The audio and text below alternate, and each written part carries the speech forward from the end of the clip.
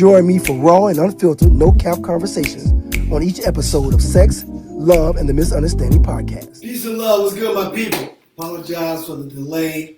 You know what it is. It is what it is. Tonight is a very special night for a lot of reasons. It's my last podcast, leaving social media as of July 1st this year. Not by my direction, but by God's direction. So it's time for me. And you're going to get a video throughout by next week, by the first explaining why I'm getting off social media. So I won't go into it tonight. But the night is going to be off the chain. I'll tell you off the chain. I'm being interviewed by 4 women representing the elements of the zodiac.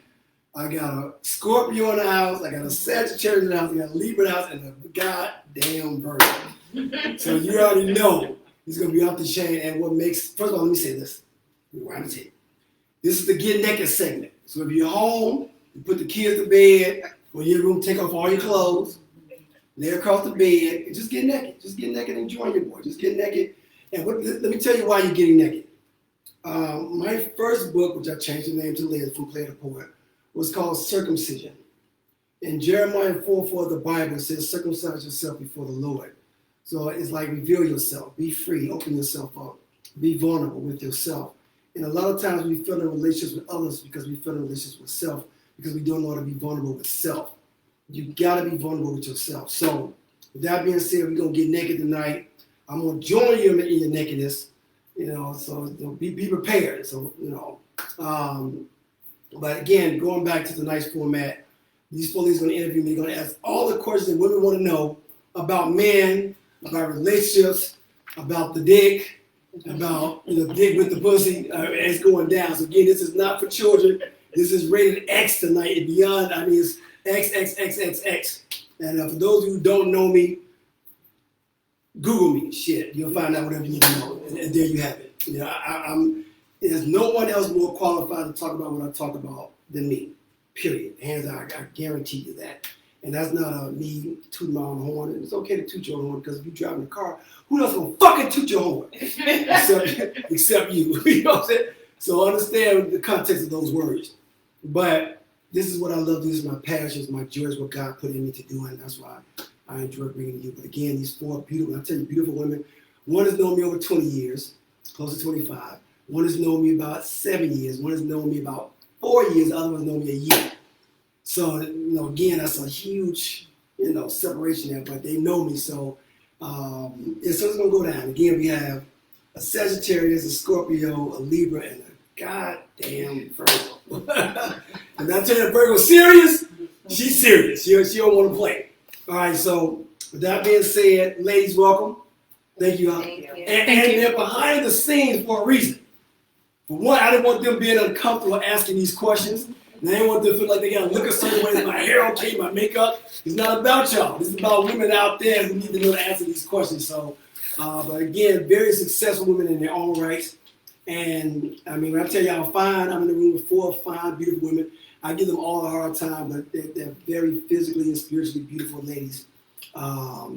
Yeah, and they're selfish. 3 of them have 1 kid, the other one has none. So we'll discuss that one. You want to be dropping seeds everywhere.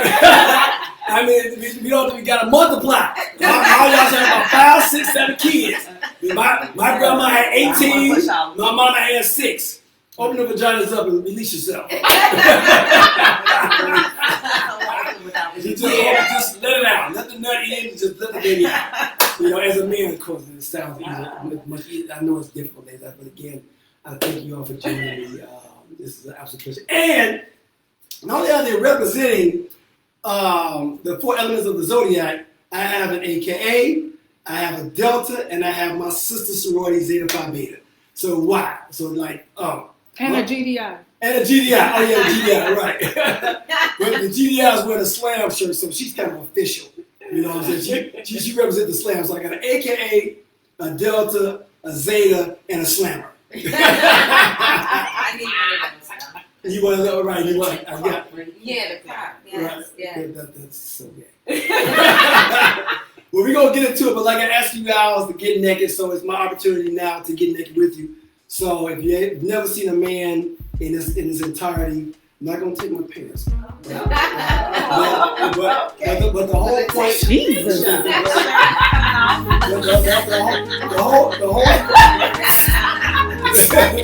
The whole point. That's why you gave them. The whole point. Right. Lays all has shots when you're ready. But the whole point is, again, this is flesh, and we gotta be comfortable in our skin and comfortable opening yourself up to you. And anybody who knows me, I'm very comfortable in my skin. I'm gonna do that, go jogging butt ass naked, and I give a damn. You know, if you didn't learn, you will learn today. All right. So with that being said, ladies, questions, producer, what's the format? How we doing? I'll ask the first question. Okay. And then we'll round robin. Okay. What are your academic and professional credentials? Nice. Okay. BA in political science, master's in educational psychology, another master's in sports exercise psychology, and a doctorate in counseling psychology. Wow, that's awesome. My question, would a lack of oral sex be a deal breaker for you and for most men? And if so, why? Would a lack of oral sex be a deal breaker for men? For me, absolutely. You gotta suck dick. I mean, ladies, I'm gonna do and because most ladies love to eat, so I'm gonna put it in this context. If you go out to eat, you want to appetize them before the entree. For me, oral sex, fellatio, cunnilingus, analingus, for those who enjoy that, it's the beginning. You know, it's the appetizer. So it's something to show, and it also shows me that you're into me. You're into me. And if you enjoy doing it, it makes it even better. If you're good at it, oh dear God. So yeah, it's that. And for most men, I'm gonna argue that most men is not a big deal because as long as they're getting the vagina, that's all they care about at the end of the day. But for men like myself who pour so much into, like, I enjoy cunnilingus. I enjoy eating the woman, tasting her, and devouring her. If that vibe is right, because again, everybody doesn't deserve to get ate. It's like, I did something like. Does that get slapped? No. But women, that's a misconception in our society. Women think that, all men eat pussy. No, there's certain men who are very selective. Like me, I'm not going to eat your pussy. We can mess around with it. Yeah, that's not going to happen. Because it's a certain amount of attraction. Like ladies would say, there's certain levels you go to with different men. Mm-hmm. So I mean, you're like, you can get all this stuff. You just take it, just take me, I'm yours. So they're like, yeah, I'm not going to kiss you, I'm not going to hug you. I'm not gonna go to your house, so you set the limit, but certain people you just trust, you open yourself up to. But I would say argue that most men is not a big deal. Great question. Okay, how has your background and upbringing shaped the way you view relationships today? How has my background and upbringing and your background and my background affect the way I view relationships? My mom and dad were married for 34 years. The most dysfunctional marriage you've ever seen. So my mom was 5'11", my dad was 5'9", so they had this whole thing. Oh, my producers tell me to get straight. Let's get wild with it. And my mom and dad had talked before they got married. Like, talk about things we never want to say to each other, right? And my mom said to my dad, never call me a bitch. And my dad said, no short jokes. Every time they argue, it was bitches and shorties from everywhere. Right, you shut up on you, bitch. So, growing up, seeing how much they argue and fought, it made me want to do the opposite. Like, I'm not an arguer. Anybody who knows me, ever dated me, I don't like to argue. I don't want to go back and forth with you. Just say what you says, leave it fucking alone. Like, I'm not that dude. And men who argue a lot, you got too much bitch in you. Get that out of here. Mm-hmm. You shouldn't be going back and forth. Now, on the converse, women don't put a man in a position where he should be arguing with you because my superpower is my strength. Your superpower is your mouth. So if you assault me with your mouth, I can't assault you with my hands. Now, I don't condone hitting women, but I also condone women emasculating men. Those are the ones that's saying. So it's been, my mom gave me a false sense of interaction with women because my mom, everything that went wrong in my house, she blamed my dad. Mm-hmm. So I thought women didn't lie. They always told the truth. And I revered my mom in such a way that, I thought all women were like my mom. My mom found a lady, she lied just like anyone else. And I always tell men, once you recognize that the most manipulative, deceptive, lyingest woman you've ever met is your mother, you'll better understand women. Because mothers, what they do, they allow their son to put them on a pedestal. And that's just not right. Mm-hmm. Tell your son, like, hey, your mom has made some mistakes. Your mom has been around the block a few times. Your mom had a few dicks in her mouth. You know what I'm saying? I don't want to myself. But just being honest, with your child and helping them to see like, no, I'm human, and that helps shapes a lot of things. But yeah, it definitely impacted me because I didn't know what a successful relationship looked like. So in Cosby, I had big respect for the Cosby Show. Because I want that. I want that right there. I didn't want Good Times. I didn't want the Jeffersons. I wanted the Cosbys. Great question. So, sex, pussy, however you want to put it, has caused a downfall of a lot of men. Yes. And I just always wondered, what is it about the field of sex, pussy, head for a man that will allow him to disregard everything that he knows to be great or whatever to get that? Because it defines our manhood. And let me explain that. In our society, especially being a black man, we're robbed of so much. In our bedroom, we're lions. That's the only place solidly we're lions. So that's why when you see men who are great at something, they go at it real hard. So, say if he drug dealer, a lawyer, whatever, they go real hard in the paint typically. Because that makes them feel like they're strong, they're lions. And that's what the bedroom gives us. So that's why you see a man sleeping with different women, like, because that it defines, like, it embodies it. It encourages us to continue to be that man, and so it's a false sense of manhood, but that's what we were conditioned from the time I was a kid. I remember my uncle telling me, hey, you know what, you better use it before you lose it. And you get as much as you can. So that's the theme out in the street. And then like, hey man, did you beat that pussy up? First of all, man, you ain't beat nothing up. I had babies out of Right. You know what I'm saying? And we get into depth and myth and later, but the mindset that men have is that, I gotta go conquer it, I gotta go beat it up. That's why most men, of course, each of you experience men who don't know what the hell they're doing, they go real fast and hard. That's what we've been taught. Like, she wanted fast and hard, go beat it up. And that's just not the reality of how intimacy is supposed to go. Yeah, but great question. How did you become known as the Love Doctor? When I got on the scene, when I started I did my first expo for my book, Secrets Men Keep. And afterwards, it's a beautiful story. I was doing a book signing afterwards. People showed up at this cafe. The sister got, she was one of the last people in line. I ran out of books. I went back, I said, since you're gonna stand, I'm gonna go get you my book. You have my personal book. She was acting like, man, I still don't have an hour and a half. I'm like, I got you got my book. That's right in what you have at no charge. The sister called me 2 or 3 weeks later, kind of out. She was the chief editor for Ebony and Jet magazine. She was like, I love your book. I've seen you on Ricky Lake. We want you to be a writer for them. And Ebony magazine actually coined me the Love Doctor. I never coined myself. They coined me the Love Doctor. Great question. Do you believe in monogamy? And do you feel one person can truly fulfill all of your emotional and sexual needs? Do I believe in monogamy? I don't. I do believe that it can happen, but it has to be the essence has to be where both parties are saying, I'm willing to give you what you need. Because what happens is being a man, if that woman don't recognize me, if she's not getting the blueprint that I laid out for her on how to love me, because any woman that's been in my life on a significant basis, I'm very clear about what I desire. Now, if you choose not to give that to me, guess what? The woman next door said, you know what you're lacking here, I can give that to you. I'm gonna go next door and get that, because I'm coming to you first. I need this from you. And anyone who knows me also knows, for example, I'm very big on salt. I enjoy women who exude their femininity. If I wanted a man, I'd be gay. So, and any woman who argued would say, well, you know what? Y'all love virile men. Y'all like a man who exudes. I want a man who's a man. I want a woman who exudes, who's feminine, who does her hands like this when it's time for a handshake.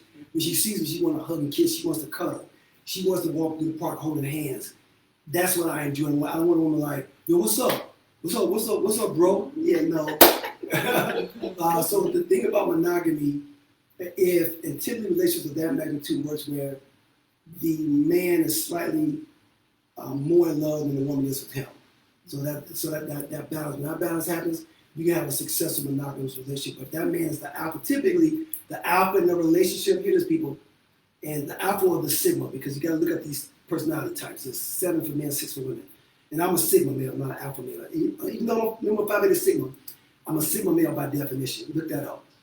But single male, alpha male is very similarly. If whoever the alpha is in a relationship or the male, they're more most likely to cheat. Period. That's just the nature of the game. So it's because you have all the power.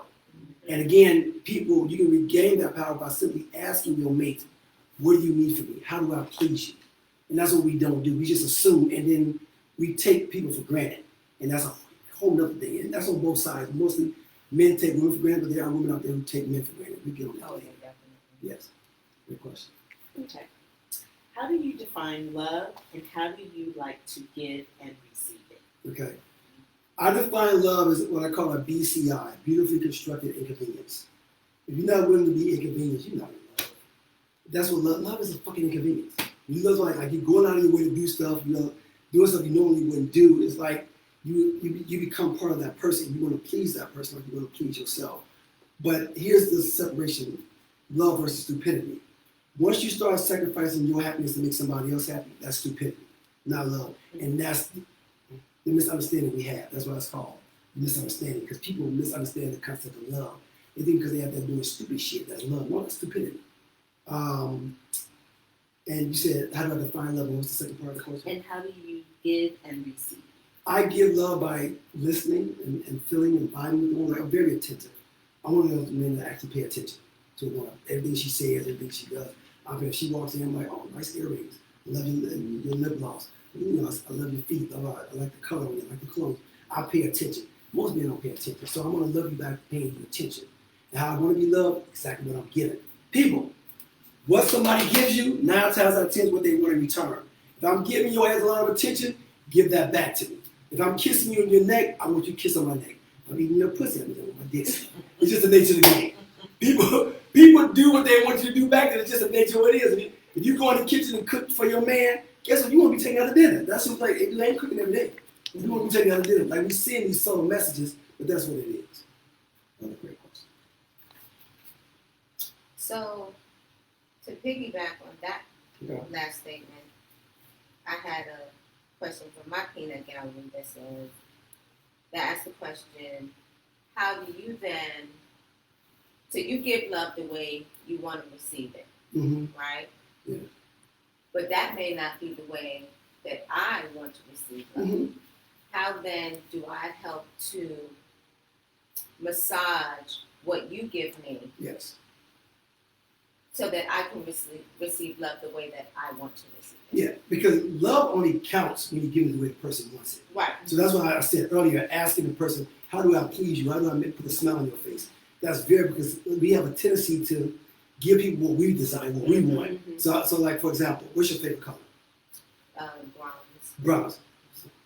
Bronze. You said you want to. Yeah, and I appreciate it. And what I mean by gay is girl. For my people who want to go left on it. So, what's your least favorite color to wear? I don't really know when I'm saying for least favorite, but I'll just say green. Okay, great. Okay, so I'm at the boutique, and I'm like, you're my lady, right? And I'm like, okay, I'm gonna buy you something special, and I buy you a green dress. And I know you already told me you don't like green, but I like it. And I bring like, they got this dress. You're like, yeah, thanks, yay. And then monthly I know you never worn it. And you're like, well, I don't like that dress. You unappreciative, you ingrate. That's not, you've already told me your favorite color is bronze. Now, if I call you from the store, hey, babe, I'm in the store, I'm going to take pictures of these dresses, and I'm going to send you which one do you want. That's the lovely way. Now I'm putting you in a position for me to feed you. Now, I can't feed you what I want, because if I bring you pizza and you wanted greens, collard greens and dressing, yeah, that's not what you want. You would eat it, but you're like, that's not what I desire. So again, asking the person, how do I please you? What do you need from me? And now it makes sense, because now I say, oh, they have a bronze colored dress. And now it fits like, blah, blah, what size you need? Now it all fits nice. That's the other thing. Men, know what size your woman wear. You have to look at a woman and identify her sizes. Know what size shoes she wears. Like, you should know these numbers. You should know if she's a 2, 4, 1, 3, 7. There ain't too many ones walking around here nowadays, especially in the black community. Whatever. But you know what I'm saying? Know what size, know what her bra size. Like if she's a 38, B, 36, double D, whatever she is. Know what these things are, because guess what? She knows everything about you. Anyway. That's it. Give some advice to the modern woman regarding dating. The modern woman dating. Interesting, I had a client the other day. She had on her dating coach, and I was talking to her, and she asked this very similar question. I said, shut your brain off. Shut your freaking brain off. And I always put a man in a position where he has to talk to you. Stop wanting to be fed all the goddamn time. You should have to take you out there, say, let's go to the park. Can we meet up at a coffee house? Can we go somewhere where it's lit? It has to be lit. Because nighttime for a man says sex. If I'm taking you out to eat, getting drinks, I'm trying to hit later. You know what I'm saying? So that's just the nature of how men think. But if you force the man, and then there's no talking involved because it's drinking and eating. You know, you may get 10% of who he is. If you say let's go to a park and walk and bring a pit, I'm gonna cook, make some sandwiches. So let's go to the park and sit down and talk and eat, have a drink. Now you're forcing them to talk because men are able to hide behind their money. They hide behind going out. I'm gonna take you to this concert. I'm gonna take you to dinner. I'm gonna do these things, and everything in the movie, everything is in the dark. Think about most of these things men take you to is often in the evening time. Force him to bring you into the light, because that's what you are too. You're his light. So make him date you in the light. Now, once you know the light, you can see, well, now I can respect things about him in the dark, because let me tell you what I mean by that. If you like the light, you appreciate the dark, because like everybody has their flaws. But now you get a chance to talk to them. I've had women come to me like, I've been dating my husband 3 years, and I found out who he was 3 years later. Because you don't put him in a position to talk to you. Mm. You know what I'm saying? You're so busy worried about the signs of what you see. Like, make him talk. Make men talk. And here's the thing. Men are excellent communicators when we want something. Men are excellent communicators when we want something. The average man, we don't want nothing, we're going to shut down. And ladies, if a man shares something with you, for the love of God, do not throw it back in his face. Oh, man. You throw it back in his face, it's a wrap. That's why he ain't talking to your ass now. Because something he gave you, you threw it back in his face. Yeah, he's not going to try to land a plane. Very rarely does that happen. But if you talk to him, if you see what he says and keep it, like, hey, that's, because men, we want to talk, we want to reveal our souls. But if I feel like everything I say, you get offended by, you get on the fish, you throw your gloves on, how dare you? Then I'm going to stop talking to you. When I shut down, guess what? This woman next door, she's listening to every damn thing I'm saying. And she don't mind the critique. She don't mind me talking to her about what I like and what I don't like. Oh, great question. Have you ever experienced mind-blowing sex? And if so, how do you personally define it? I have. It was at a wedding. After the wedding. His sister identified one of the bridesmaids as being a freak. 10 minutes later, I'm getting here in the car, 20 minutes later, we're in the hotel. And let me tell you why I was mind blown. She said, I want to taste you when you come. I said, yes. The choir said, amen. She swallowed me and said, looked at me, she's like, are you a vegetarian? I said, you're the truth. Will you marry me? I said, you a cum connoisseur? Now, some men would get offended by that when she don't. I said, I don't look at that. I'm a freak. I have no problem with you being a freak. That's why we're here. If we in that bedroom together, don't hold back. Because if you go to a job, this is your interview. This is my interview. You go for a job, you don't hold back. Like, well, I'm not going to tell them all my credentials. You're going to go in there and be like, yo, you're going to want to express yourself. So then, that was my, that. And it wasn't so much the sex. And also, let me clarify this. There's no such thing as really good pussy and good dick. It's about the vibe you have with that person. Mm-hmm. There's no vagina I've ever been in like, oh, this vagina feels so. That's summer tight. Praise God. Summer wet, another praise. But the bottom line is, it's good when you care for the person, when you're into the person. You can have a great session, but when you're into a person, like I'm a kisser. And a woman doesn't like to kiss or she don't kiss. Like, that's a challenge because I like to kiss. You know, because kissing for me opens the doors. And a woman, once because men control the romance, women control the sexual energy. So sex is only good when a woman wants it. And when she opens that floodgate and when she's turned on, that's when the wetness comes. That's when her vagina walls open up, man. And I can say the dates. Outside of one girl in college, I've only had one woman ever pull out lubricant. Because again, I'm there to get you wet. That's my job. All right, so to piggyback on that, can a man's ego handle when a woman wants to try something new, introduce something different in the bedroom, something she read about, heard about? Mm-hmm. How do men adjust to that? Can a man handle news when a woman wants to get a little freaky, a little risky, a little outside the norm in the bedroom? Mm-hmm. No, most men can't. Because let me tell you why. Most men are going to think, well, the last one, where you learn that from? So, ladies, I'm about to give y'all the secret. I'm going to give y'all the secret sauce. This is what you do. Sit down, man, get the little coffee tea house, y'all have a little interaction, and say, you know what, I've been thinking about you, and I can better please you in the bedroom. What do you need? What can I do to spice things up? Now, mind you, the whole purpose of the conversation is to get what you need. If you make a, ladies, y'all agree that most men are slow. Concur? Yes. Okay. most men are slow as fuck, and I agree with that. So you make them think it's about him. Then eventually you want them to say, okay, well, baby, can you break down what I need? What do you need? You know how I do. You know what about? I don't know. I haven't even thought about it. That's the bullshit y'all be on. You're like, you know what? One of my girlfriends was saying, she wanted, her boyfriend put his finger in her ass, and she was like, oh, that's different. You know what I'm saying? So, if you don't mind putting both your thumbs in my ass. Just to try. I don't know if I'm gonna like it, but just put both thumbs in it. And don't use no lubricant, just go right up in there. So yeah, but be mindful because men have egos and women do too in the bedroom. Actually, the woman's ego is greater than the man's ego in the bedroom. And let me give y'all one great instance.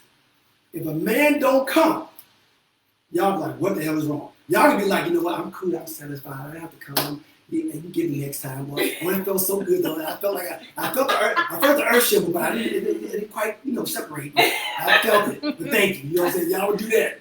And y'all will fake as well. But with a man, because I have had sex and fake orgasms, I have not come and am I not good? What's the point? I'm like, you don't enjoy me?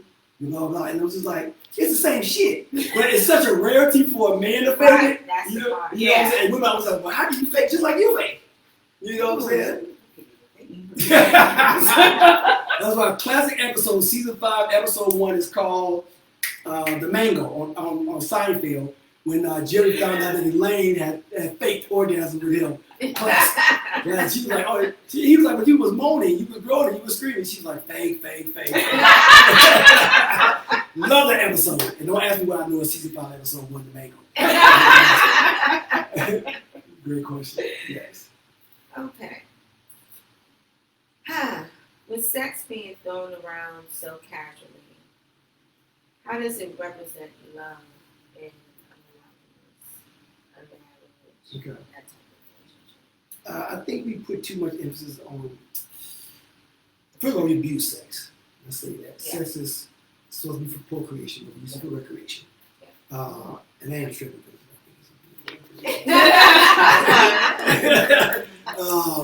But we let's talk about American sex. Men get married for sex, women get married for the wedding. Right? And let me explain that. The average woman from the time she was a child, she's like, oh my God, I'm a princess. We walk down the aisle,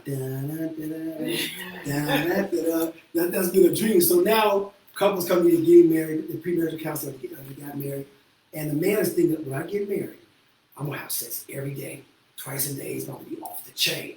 And the woman's thinking like, ooh, this wedding, it's over now.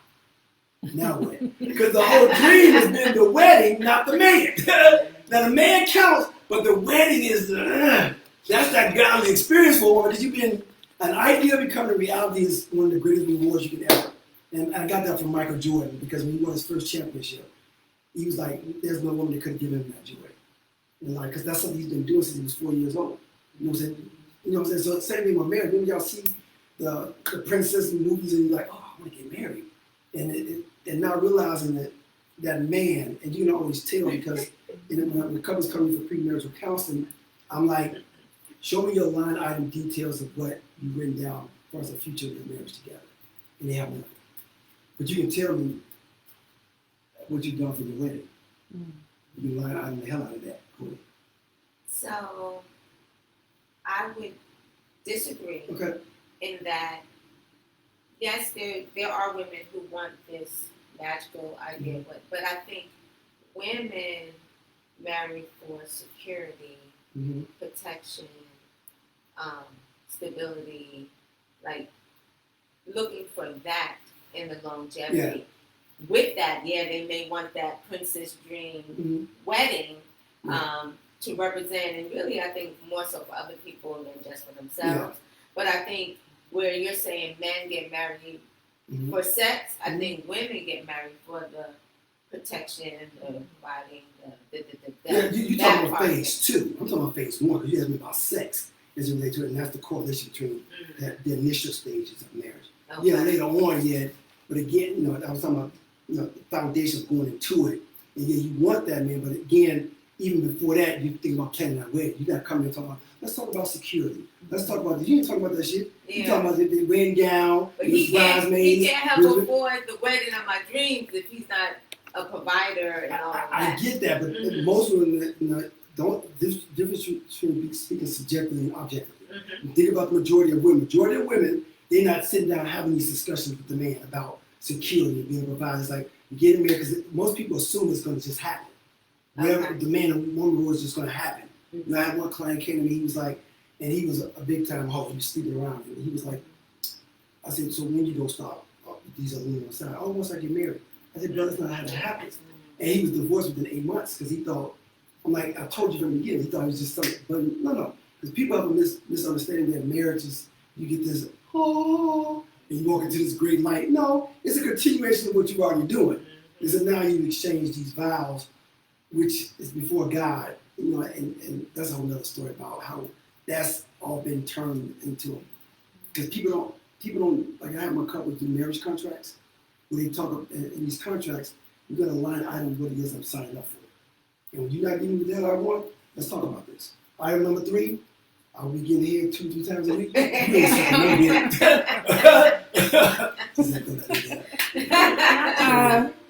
Can I tap in on what you were just talking about? So do you think that women have expectations of what the man or the men's role should be, like that protector, that provider, that person that's going to do all of that? Yes. And do men have the same for women, what their role should be?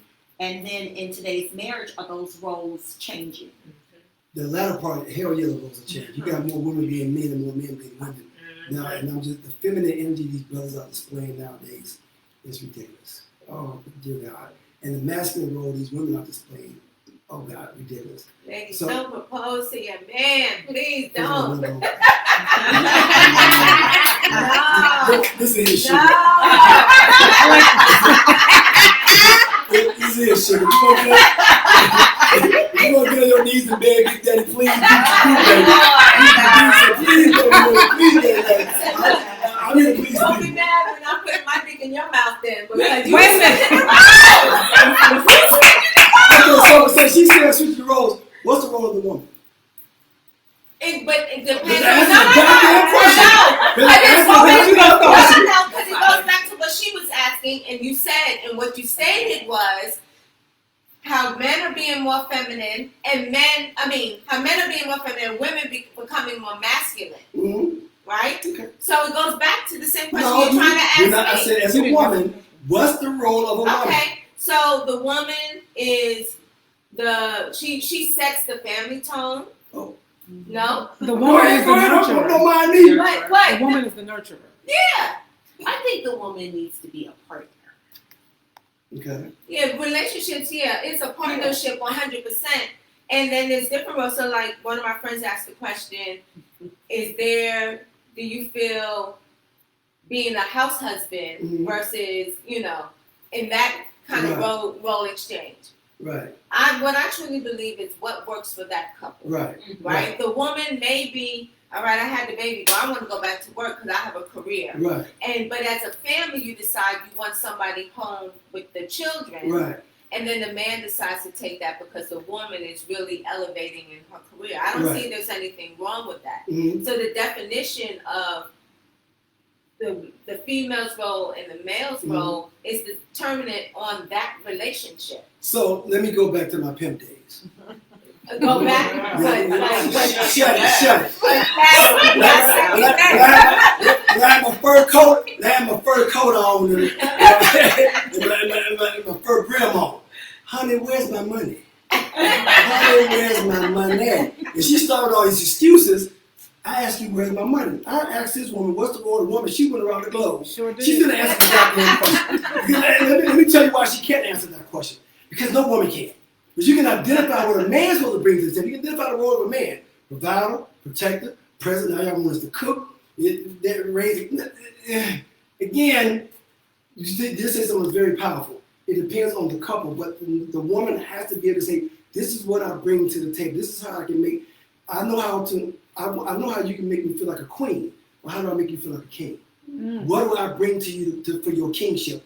And that's what we're going to do. And this generation of women now, the entitlement. I don't blame you. I blame these sorry-ass, lame-ass men. Because women, the laziness nowadays, to give you an example. A woman comes to my house to eat on a date, and not one time they say, well, can I help you? Can I wash dishes for you? I've had women get out of my bed. They ain't trying to straighten up the bed. They don't do shit. They just head out like, They might be too weak. Right. But the mindset is because you're in my house, because I'm not going to come to the house, I'm going to take out your garbage, which you need to fix around the house. Like, I'm that dude. So to have a woman come out and say, hey, baby, what do you need? You need to wash your clothes, you need to fold it. Just, again, give me that, because, again, you're in my house, I'm taking care of you. What do you get back as opposed to, like, shit? Because the average woman feels like, well, I'm giving you pussy. And it stops there. And this sister I dated years ago, one day she was Fifth Plaza. She had went there, and this guy met from Southern Arabia, had bought her some, just off GP, bought her all this nice stuff. She came up to, I was like, yeah, I was in the mall, blah, blah, blah. I said, you didn't tell me you have a little brother? You got a belt? You know what you watch? And she said, I've been thinking. She's like, you don't pour into me. You don't give to me what I give to you. I said, well, do explain. She says, well, I come over here, I'll suck your dick, I'll fuck you, I'll cook for you. I said, okay. I said, do I eat your pussy? Yes. Do I fuck you? Yes. Do I cook for you? Yes. What's the difference? Because you go out there in the streets and the men blowing your head up, you so find out women blow my head up too.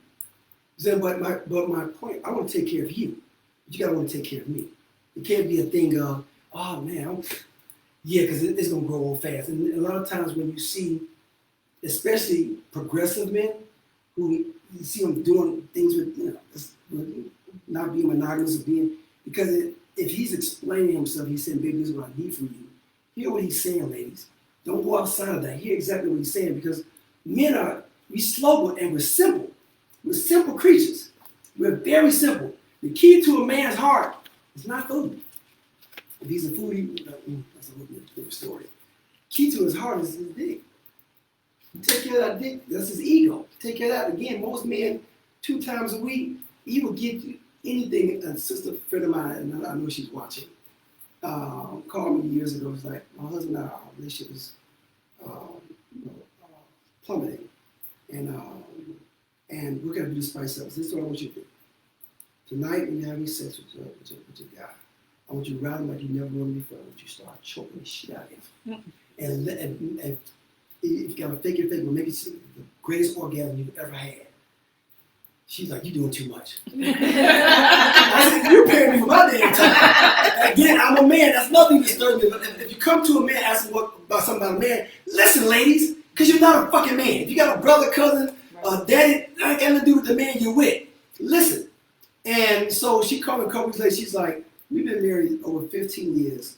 This man got up the next day, went to Macy's, bought me stuff. He's been around the house cooking.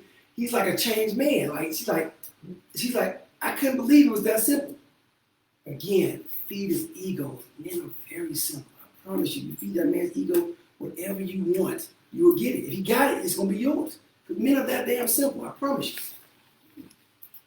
Along the lines of sex. Okay, ooh, a lot of sex.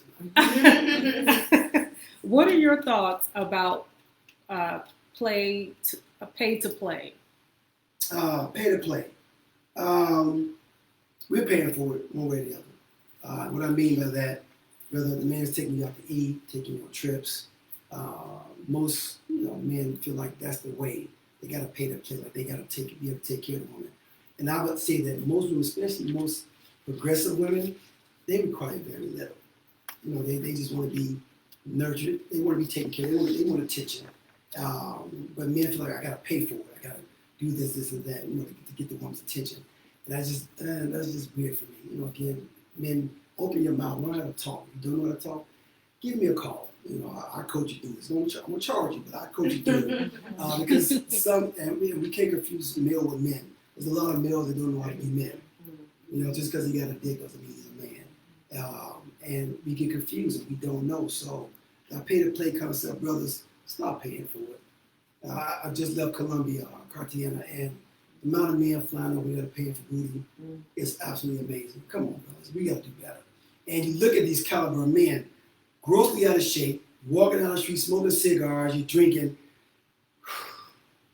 And I know you got to be taking something. Ain't no way in hell you over there perform with anyone. And you got the diabetes belly, high blood pressure, several different types of erectile dysfunction.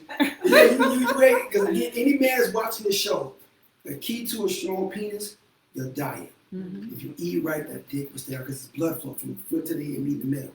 If you eat right, your dick will stand up for you. Eat right and exercise, I promise you. All right, we'll stay on sex. So what's one thing that would completely turn you off during sex or potentially turn someone off during sex? What would turn me off during sex is a smelly vagina. Like, I don't see it. And anybody who knows me, I have a hypersensitive nose. And my mom used to say I can smell a rat pissing on cotton. Like, that's rat piss, what I'm saying? Yeah, that's me. And most men, what's funny, I don't think most men have a turn off. They don't. They like, it's pussy, so they going in and because they're there for a nut. And that's the equation of, there's two types of men as relates to women. There's men who love sex, men who love pussy, and men who love women. Two different types of men. I'll go on record and say 93 to 95% of men, it's just about pussy. They don't care what she looks like, where she at. There's a whole week going in.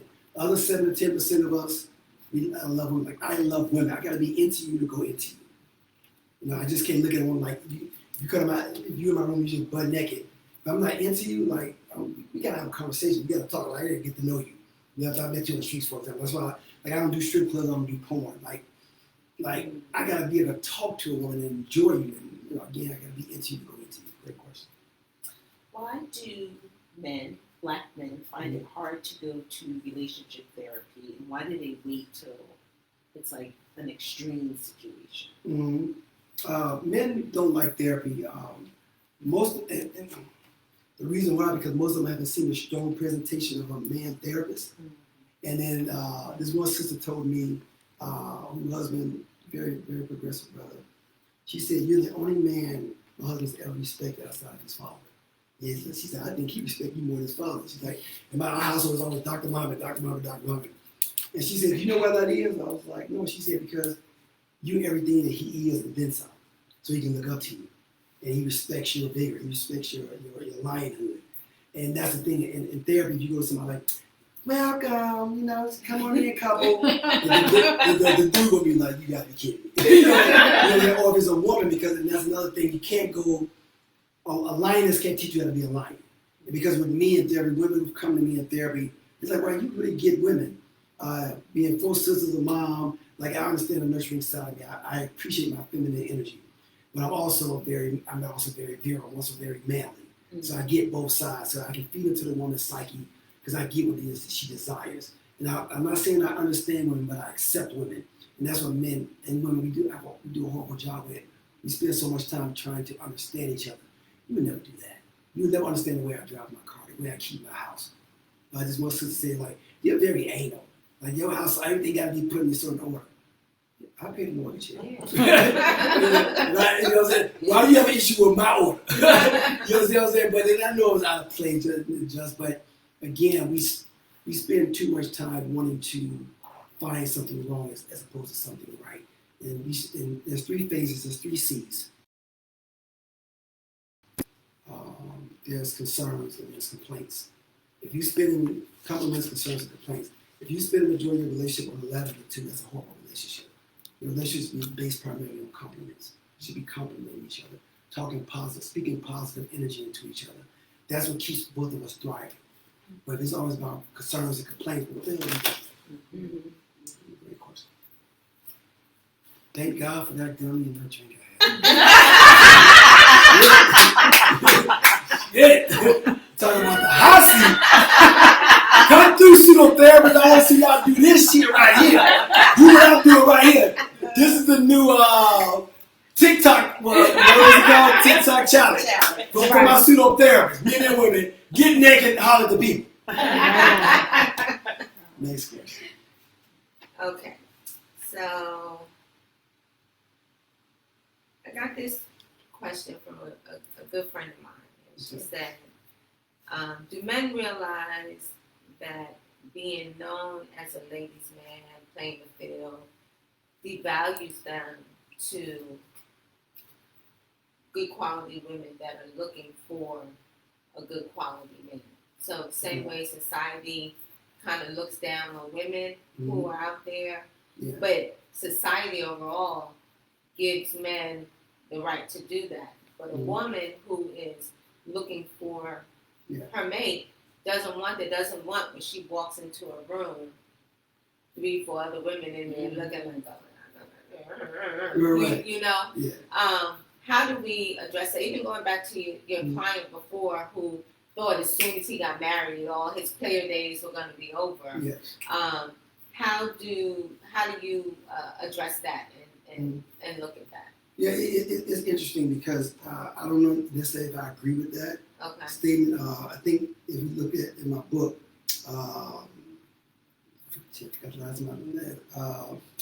player circle / Against the Gentleman, the true player against the gentleman. In that book, I talk about how. The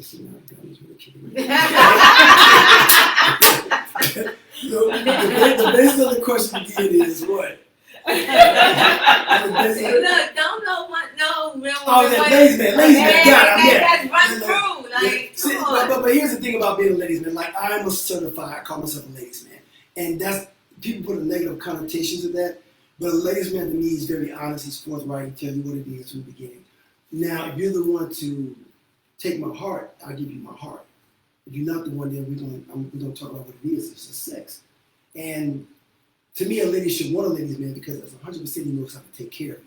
Just like I want a woman, like I like a woman who's been in a lot of relationships. I like a woman who's like, you know what, I'll be able to say, okay, that means you should know better. You know what to know now. But a man who's a ladies man, like he should know how to take care of you. And I think, going back to your friend, because so many men misrepresent what that is, and they lie and being deceitful, it gives it a bad stigma. But for me, it's a very positive thing. If that man, that's why. Do you know how many women have problems with me because they're like, "What's your angle?" We're like, "What's your angle?" Because I'm an honest person, like and I get it because there's so many men out there that got these ulterior motives, and I'm just like, "Baby, I don't want shit from you." You know what I'm saying? I know if I want something from you, you're gonna know from the beginning. Like, yo, I'm trying to get at you. You know what I'm saying? But it's just like we just hanging out, we cool. It's like, but even with that, I love the company of women. Because I love being there. Because again, 4 sisters and the energy that women have. And anybody who knows me, and I know y'all all agree to this, you either can take me or you can't. I want a personality, and everybody, I'm not for everybody, because I'm very brash. I say what the hell's on my mind, but I'm consistent. I'm like that with my children, with my parents, like when I'm taught in the classroom, I'm very consistent. So, and like I said, you don't want nobody that's ran through, but then the question becomes, if this person has been with one person, this person has been with 15, I can take care of you. This person can't. Who do you go to? You follow what I'm saying? So even though I've been with 15 women, doesn't necessarily mean, this is all bad. These are 15 encounters. This one encounter may have been a horrible one encounter. This person could have had for 8 to 10 years.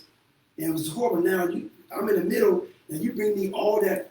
I've only been one man in my life. What does that mean? You know what I'm saying? But you know how to treat a man. Sister, last year, 2 years ago, I was at a pickleball tournament. And the sister's like, I want you to be my friend. She's a successful lawyer, but gave me a whole resume. I was just like, you should not treat a man. All that don't mean shit to me. I can take care of my damn self. You know, they're like, I don't need a woman to take care of me. I need a woman who knows how to take care of a man. And she was like, well, I'm going to let her tell you that. You're a damn spokesperson. Right. How's our energy around men? Because women would say, well, she's a good woman. Well, define good. Right. You know, what's her quality like? What's her resume like? I have this thing and it hasn't come into existence, but we should be able to interview the last two people you dated. People should be able to interview the last people. Like, can I talk to your two exes? You know what I'm saying? Because again, I hear your story. I hear how great you are. But I interview your last people who dated you previously. And it's not to condemn you. Well, so what do you think about, the Libra? Oh man, she was nice, but I wasn't ready to step up. The second one, good luck. You know what I'm saying? You gonna get all that New York. You know what I'm saying? Like, damn. All day. You better see the one eye open. Right. On a previous show, you mentioned if you don't explain, he don't get the blame. Facts. Walk us through that. Ladies, a lot of times we expect a man to look at you. You expect the man to look at you and just interpret what you're feeling and what you're going through, or being happy or not so happy. And then you blame him for not knowing. You blame him for not getting the signal at the table because you was ready to go and you looked at him and you was giving him the eye and he was still enjoying himself or he was still on the dance floor. Now you're mad at him. And my inner Johnny Cochran says this: if you don't explain, he's not to blame. Talk to him like, hey, go up to him like, listen, I'm ready to go. But you can go ahead and finish doing something good. Take an Uber home, take a taxi home. But explaining what it is you're going through at that moment, that way he knows it. And when you explain it to him, don't be rude. You know what I'm saying? People like, baby, I see you enjoying yourself, blah, blah. I need to go home. I got something to do in the morning. I need to go on, I need to take a dump. I ain't trying to use this bathroom in here. Whatever it is, you know what I'm saying? But again, it's the way you approach. But then I tell sister in the bedroom, that man isn't doing what you need for him to do. Your approach to him is everything. Don't do sex, criticizing. Same with men, don't criticize women. But afterwards, have a talk about, like, what did you enjoy, blah, blah, blah. And that way it makes sense. But yeah, great question. Last two coming up. So I think women of a certain age might appreciate this question, but do men understand perimenopause and menopause and how it affects women? Whether we're talking about hot flashes, insomnia, weight gain, sex drive. Yes. So that part. And then how do men, or what do you suggest for men to do to support a woman during this phase while staying committed? So I just told y'all I had a gummy and a drink. She just For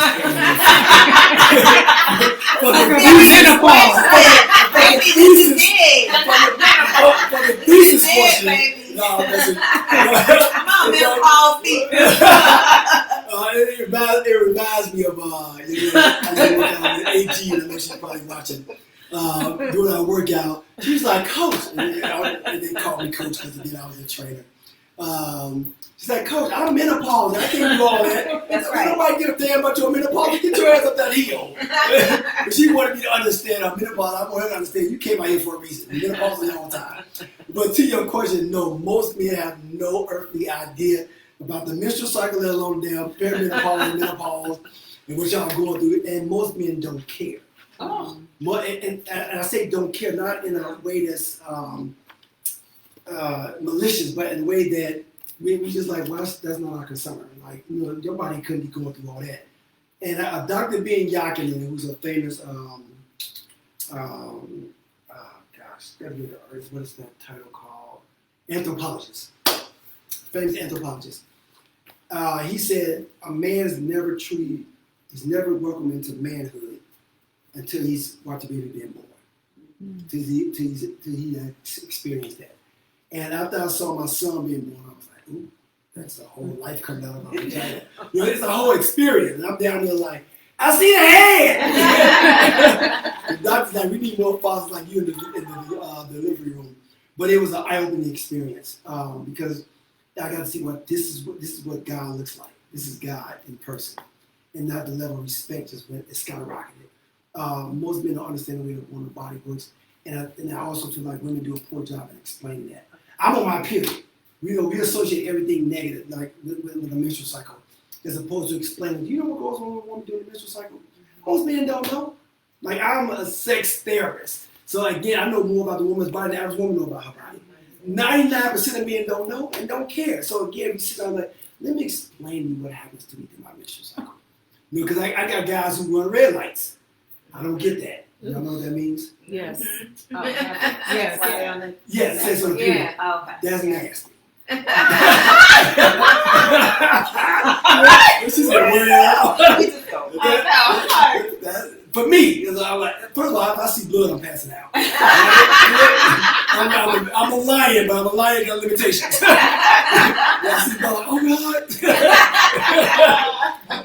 but teachers always like, just lay a towel down, you know, y'all nasty. And I can wait, because again, I know a lot of times women, that's their horniest period for some women, and you know, we can go in the shower. But we ain't about to lay on no bed. I can't physically see the blood. No, we pass out. You be like, wake up! But yeah, to your question, most men don't know, and we need to do a better job in educating them and educating ourselves, the women. Educate yourself about perimenopause, about menopause. A lot of times we take our mothers, grandmothers, do your research. Google is a gift and a curse. The gift of it is a lot of knowledge out there. Find out what works for you, because your girlfriend may say, well, lift heavy weights and help work out. Working out is definitely very important for women going through menopause. Heavy weights, they say, decreases the challenges. But if you just, but take this over here and take this over there, most people don't want to do the work to better themselves. Microwave versus the oven. Yeah. Most people just want it real quick. Yeah. I always feel like, anybody knows that I don't have a microwave in my house.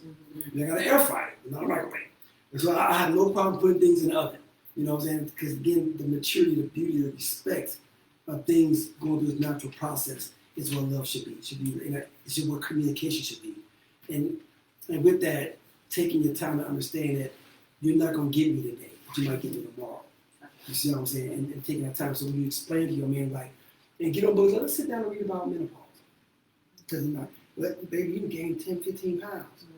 Do you know what my body's going through? Again, if you see that baby come out of you, I guarantee there's very few men who see a baby come out of a vagina and act the ass. Because the respect game is different. You like, oh, my dick ain't doing nothing. On top of everything else. You know what I'm saying? But of course, it curses back up. But anyway, great question. Would you offer advice to men who might be dating women whose sex drive is low or libido is low? Yeah, so they have natural things. Shout out to my boy Jeff, the Herbs and Bindings. They have things that women can take to increase their sex drive, even during menopause. So there's things that's people saying there's something for everything. And it doesn't have to be drugs. It can be herbal, but and again, ladies, you got more than one hoe. And let me tell you what I mean by that. Just because your sex drive low, you still got a man that satisfies. Just like you got to eat, he needs to have a nut. Remember, men aren't the sex as women are to food. The same way y'all love and crave food, all the time, the same way men are to sex. Like we love sex. Just like y'all love food. Especially one of these guests in here, this motherfucker eats so much. The Scorpio in here, oh dear God. This hungry motherfucker, oh dear God. She got some habit. But came in with that cookies. She came in eating the hell out of the cookies. Right. She don't look like it. Right. Okay. Feeding us today. Right. But yeah, that mindset of just understanding what the appetite looks like on both sides and saying, going through something, but give me the oil, give me the fat, give me the baby, the puff daddy baby oil. Let me squeeze one out for you. You see what I'm saying? Because again, think about it, ladies. Think about the things you go through at work every day that you don't want to do. Yeah. Mm-hmm. You get a man 3-5 minutes with your hand, with his dick in his hand, jag him off, get him where he's going. You're doing it at work for hours. Yeah.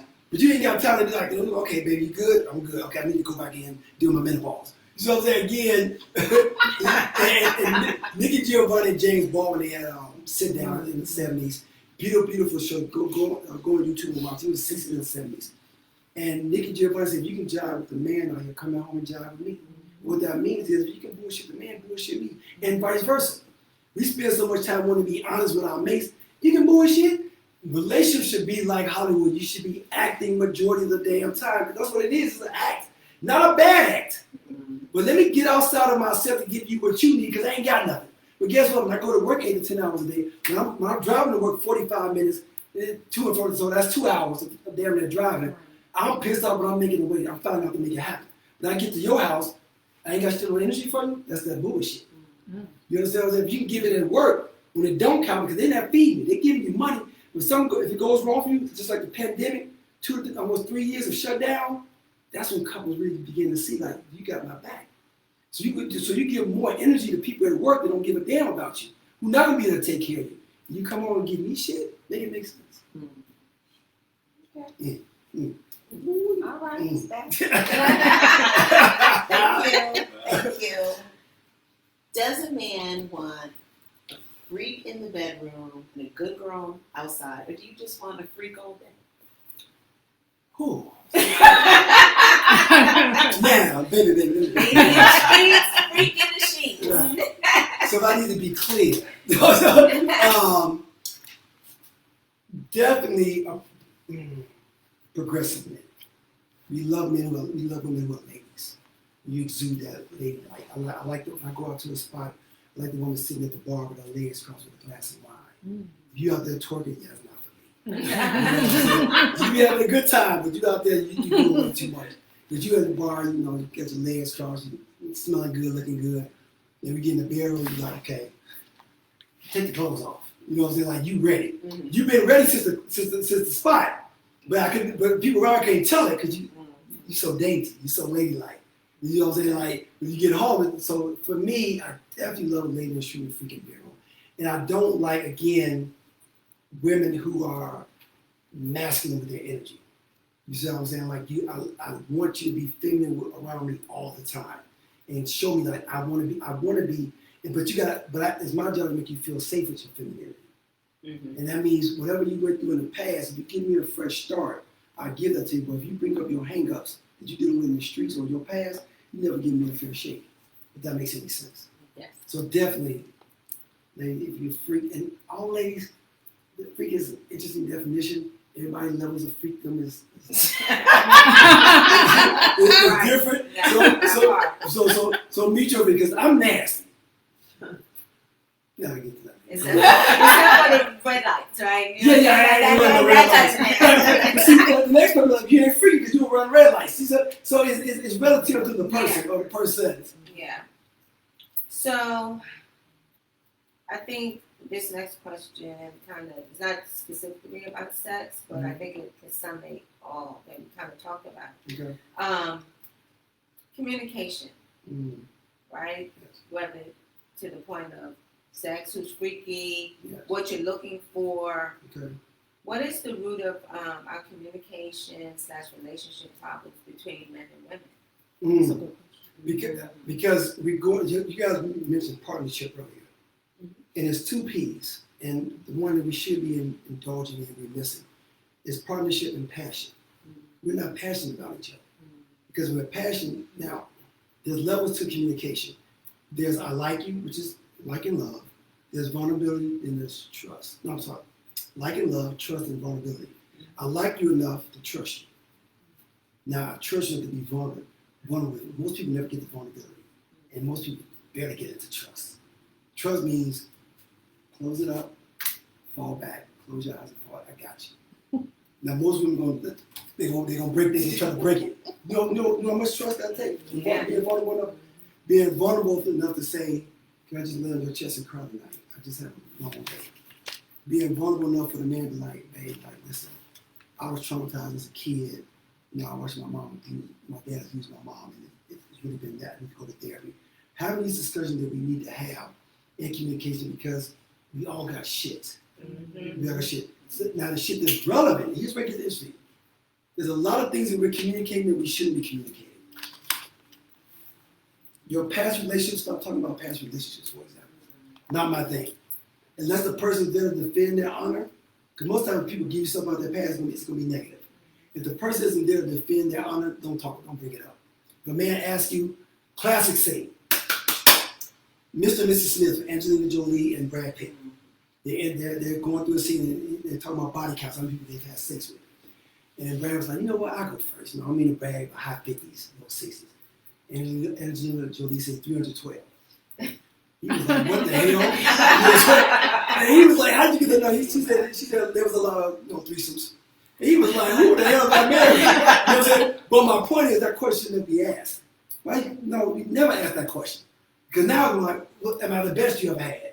You know, why this? Why? Who is that person? And now every person we meet, if it's 312, is he one of them? Is he one? Is he your coworker? You know what I'm saying? Is it these people at the wedding? Too many questions we got because now you've opened that box, that Pandora box. Today is June 25th. Mm-hmm. If I meet you on June 25th, 2025, our relationship does go forward. June 25th. What are we going back for?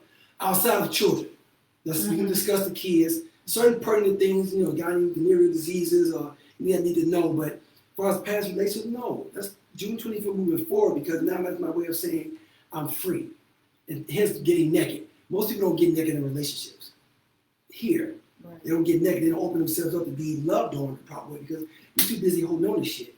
And I have to say this, women who I've dated, especially since going through my divorce, is interesting because the level of intimidation by me being a happy man is absolutely amazing. Like, ladies, like, you ask for something in the man and the man comes forward and gives it to you, you're not prepared for it because you fucked up. You're too busy dealing with that shit. And then now you got the security blanket around you. It's like, okay, when this is gonna go bad, when's it gonna go bad? Then you talking to your friends like, I met this guy, he's so amazing. Girl, be careful. You know what I'm saying? You know what I'm saying? As opposed to like, hey, I'm praying for you day by day, enjoy the ride. Because tomorrow isn't promised. So we meet there, let's enjoy today. Then tomorrow, let's enjoy tomorrow. But we 5 years ahead and it's like, well, what if 5 years from now, whatever? What if the world end tomorrow? Right. Last round of questions coming up. Okay. Why is this your last show? Woo! I'm going to go into it a little bit, but not too much because I want to do a whole separate video before. God put on my spirit, the social media was feeding so much negativity to the people. And there's so many pseudo therapists out here that's giving people misinformation. And it's hurting my soul because I'm very passionate about what I do. And I love people more, especially my people. And I want to see better. And if you have a mental illness, social media feeds that. It's feeding it at an outrageous rate. Initially, it was an amazing platform.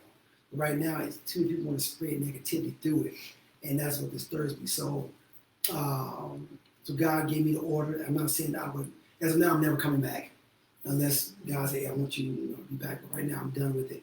And I want people to get back to the old way of doing things. Can I get a phone call? You know what I'm saying? Can you call me up? People want to DM you, especially people my generation. Y'all old asses need to stop that. Everybody in this room has heard these words, call me, don't text me. And yet all 4 of you motherfuckers still text me. I'm saying, I'm not a texter. Pick up the goddamn phone and call me. Like, again, come on, my 50 plus crew, my 45 more crew. What are we doing? And plus I am working on my final book number 7. It's coming out this year by the grace of Allah, God. And I am going to run my final and 9th marathon. So God said it's time for you to pour in. I've been doing what I do for almost 30 years. I poured into a lot of souls, and that's why now amazing producers been showing you all these clips from my past shows over the last 25 years. I've been out here getting it. Most people you new to it, you don't know what I've been out here doing. So it's time for you to, God said, you rest, son. So that's what I'm doing, rest and get away from the noise. So I know quite a few women who have forgiven their spouse, their partner, their lover after they've cheated. So my question is, do you think it's harder for men to forgive after a woman cheats than for a woman to forgive after a man cheats?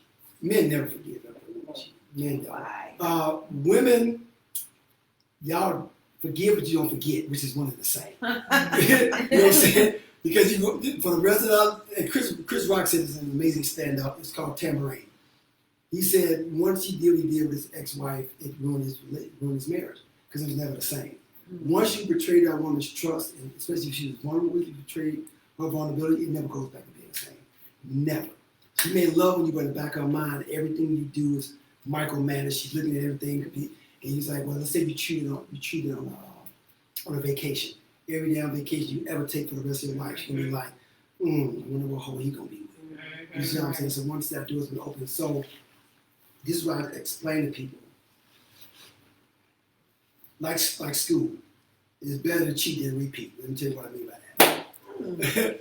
If you go to the person and talk to them and say, hey, it's something you're not giving me, and I don't get it from you, I'm going to give it from someone else. By all means, you've asked a few times, go get what you need. Don't wait for somebody to give you something they can't give you. But life is about happiness. If you're not getting from that person, move the hell off. Don't start, you got to keep reiterating the same damn thing. Because if you keep working the same, if you're still making minimum wage at your job, you got 2 or 3 degrees, you're going to quit. The same thing in relation, like, we value money more than we value love. We'll stay around, for love and be getting disrupted. But if the money ain't right, if I ask all 4 of you, right, they say, hey, invest in this program and get $1,000 from each of you, I'll pay you back next Friday. Next Friday come like, hey, baby, I know I'm going to promise y'all, but you know what? It's going to be another couple of months. I got another $1 more stank on it. Then I come and say, you know what? Everybody lost their money. Daddy ain't got it. I need another fresh stack from each of you. Everybody gonna say no, right? Yeah. Right. But let's see how with money we won't reinvest. But with our hearts we keep reinvesting over and over again. With the same damn person who's not pouring back into us. And that's a fucking problem. You know what I'm saying? Like, stop making deposits if you're not getting returns. Can a man say he loves you, but his order of priority is his mother, his children, and then you? That's a bit of an oxymoron.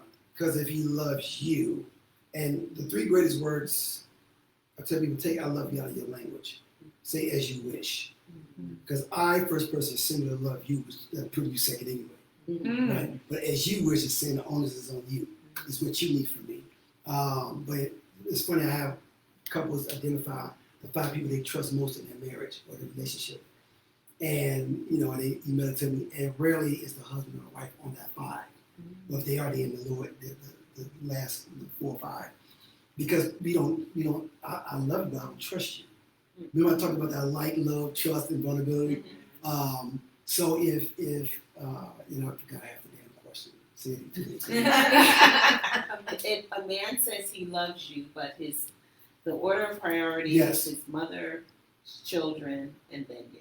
Yeah, you're not the one. Because when you're the one, you put all that shit to the side. You be like, Mom, I love you. Children, I love you, but that woman's going further. Each of you in this room of Christ, you experienced a man who dropped everything for you. You see what I'm saying? That's what that looks like. Yeah. And so, but he's like, well, my mama need me. If you putting that thing on them right and you the one, hey, Ma, I can do your Uber. You know what I'm saying?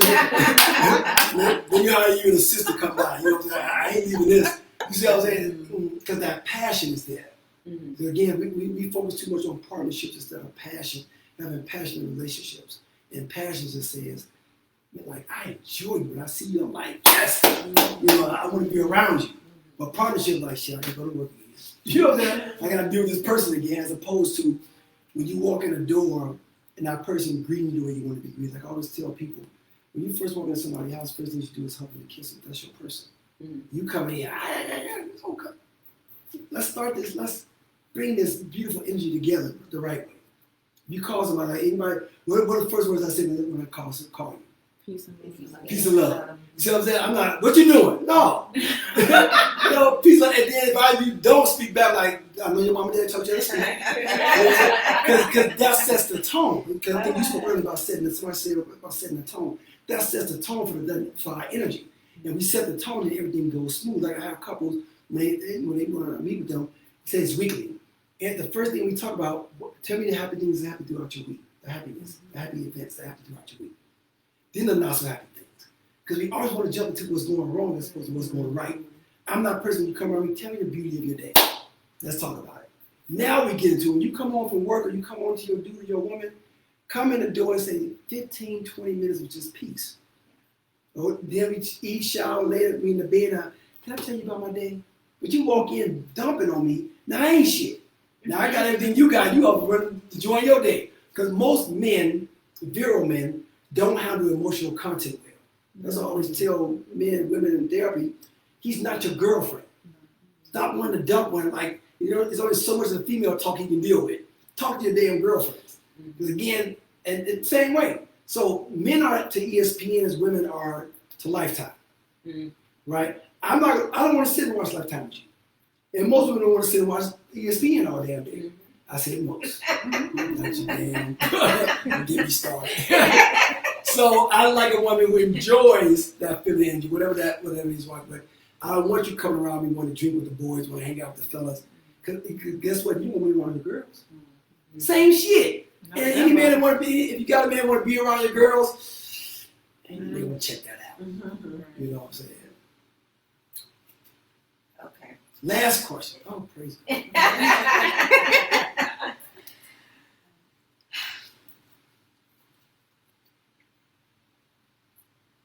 Infidelity, Mm-hmm. would you say is the most egregious act that either partner can do in a relationship? No, infidelity is not the most egregious, and that's relative to the person. Having children outside the marriage, lying about you being a baby daddy, giving people venereal disease and venereal infections. That's far greater than that, because I expect people to be people. If you need to get you a little something on the side, I'm like this. Anybody who knows me, this is who I am. As long as you treat me like a king when you're with me, what you do when you're not around me, I don't give a damn. Just don't lie. Don't be a liar. Like, you ain't gotta tell me what you're doing, who you're doing. Hey, babe, tonight's not a good night. I'll catch you on Friday. I'm good with that. Well, me and Keisha, we going to the spa. And you said on Sunday. You know what I'm saying? Just be like, I'm busy. You know what I'm saying? Just like, I'm busy. Then later on, I thought, you had a little cock in your mouth. I'm like, why'd you lie about it? You know what I'm saying? So infidelity, I think we put too much emphasis on infidelity. We put too much emphasis on monogamy. Just let people be. If you let people be, just enjoy it. Again, men are slow.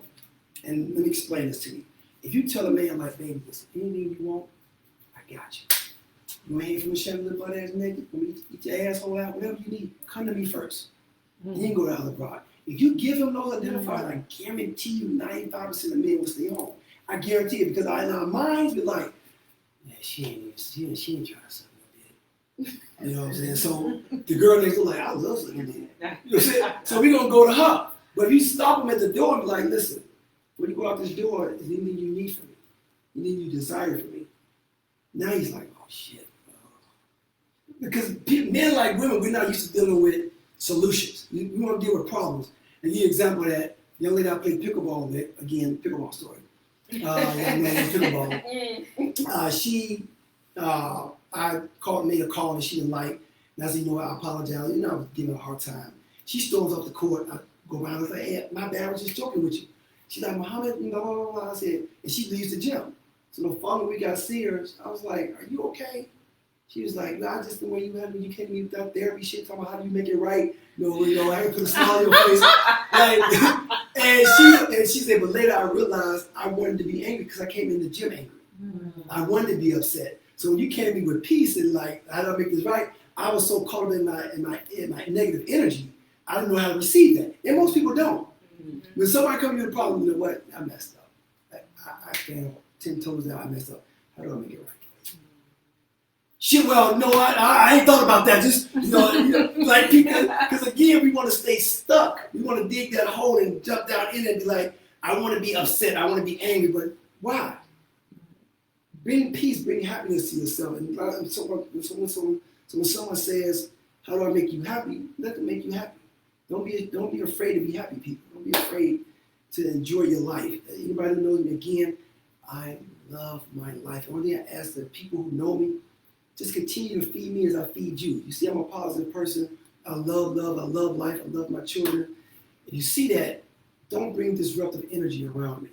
Bring peace. Like, you know what, let me feed into that, because that's what you get. And I got people who come around me who want to, it's like they want to, soul vampires, I call them.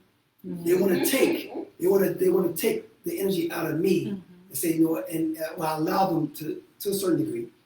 But then when I don't call them, they want to be around, they wonder why, because you're not feeding me. You want to be fed, but you're not feeding me. And again, that's why I emphasize what I allow. And that's something people got to be very, in that way, it's, language, how you put things in context. Nobody ever does anything to you. It's what you allow them to do. Right. So stop saying this person did this. say what I allow you, because Allow you now you're giving yourself the power. So if I got the power to say you turn me on, I can turn you off. Mhm. But if I keep giving the power to you, then that's a whole different thing. That's why the movie Sinners, which is very interesting, was it one part of it I thought was amazing was that the vampires always ask permission to come in. Evil always asks permission, people. You allowed into your lives. Stop making it seem like, oh my God, you just came and hurt my feelings. No, I allowed you to hurt my feelings. And this is digressing. I want to say that and going back to relationship and dynamics, is so many negative stereotypes. Tyler Perry, you're an amazing creative brother. Call me. We need to talk.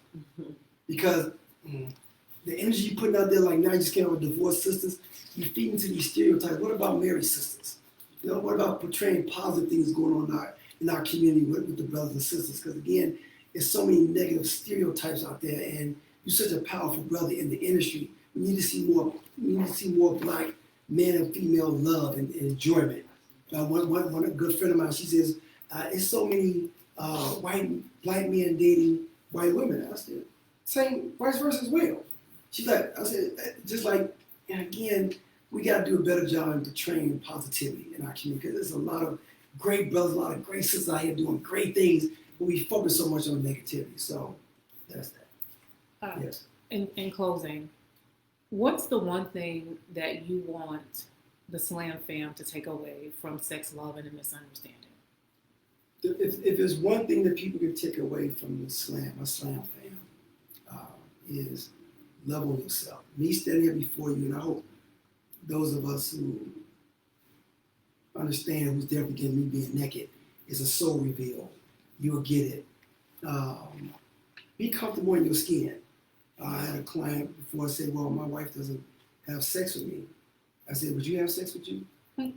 Brother, you're unattracted to yourself, why the hell she would be attracted to you? And he was like, dang.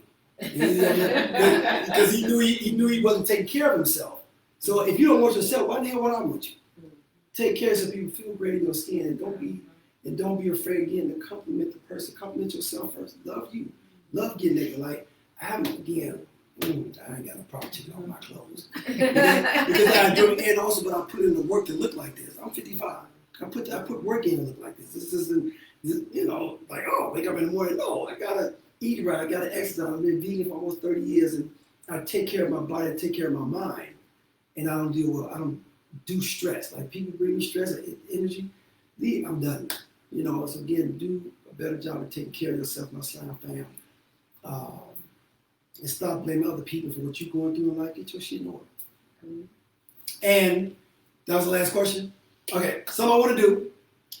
You come hither. This is about producer, people. She has made my last 4 months. This is Lady Love. Show the people S.L.A.M. This is Lady Love. This is Lady Love. And turn that way. I didn't mean to turn it because I got something I'm going to give you. Okay. You can turn around. And I want to thank you. I want to thank you, so gay. I want to thank you for having my back. And I want to give you your roses. For people out there who need to produce this woman, she's a Virgo, and she irks my asshole hairs because she's such a perfectionist. She gotta have everything right. It's like, oh God, leave me alone. Then I posted the day announcing the day's teeth. She's like, we can see her glasses. Your glasses. Can you do another? Hell no, I ain't doing another shit. But I want to give you this and tell you I thank God for you. I appreciate you. Oh my and God. Continue to be phenomenal. So And much. walk towards the positive. 100% positive. All right.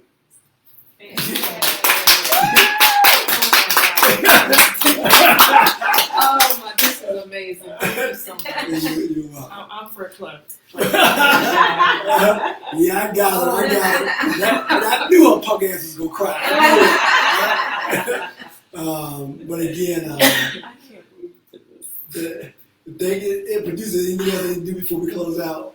No. She ain't gonna be no good. She's she's done. But she's phenomenal at what she does. And in closing, I want to thank my mom and my dad who are both deceased for pouring into me what they poured into me. And I've been blessed. Born in the South Side of Chicago, in the projects, just to see my tribulation throughout life. I've done a lot, and I'm very thankful. And my producer's done a great job in advertising that all for the last week or so things I've done in different shows. People are like, I had no idea you were on TV in the 90s. Yeah, people, this when I had long locks down my ass. Yeah. That's when I was like, what's up, baby? You want to run your hand through my hair like that? Let me slap you across your hands like I do there. You know what I'm saying? But that was back in the day. But again, thank you guys for tuning in. Thank you, ladies, for coming in. And ladies who are very, instrumental in my life right now. And, each one is positive in their own right. Doing amazing. They're all beautiful. And I want to thank you guys for coming and joining me.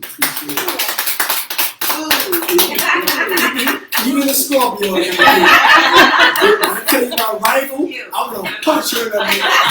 Oh, God, she gets on my nerves.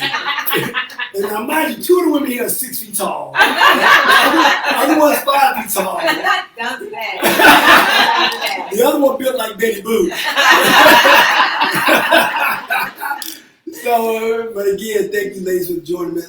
And again, for those who came in late, I had a Virgo in the house, Sagittarius, Scorpio, and a Libra. Libra, of course, is the most amazing sign ever. Of course. But I wanted to make sure all elements were represented. And I have an AKA, I have a Delta, and I have a Zeta, and I have a Slammer. AKA GDI. But last podcast, people, up until 5 or 6 days, July 1st, you'll get a lot of content. Enjoy it. If you don't know my number, you probably don't need to have it. But I'm done. Hey, as always, peace and a whole lot of motherfucking love. Sex, Love, and the Misunderstanding podcast.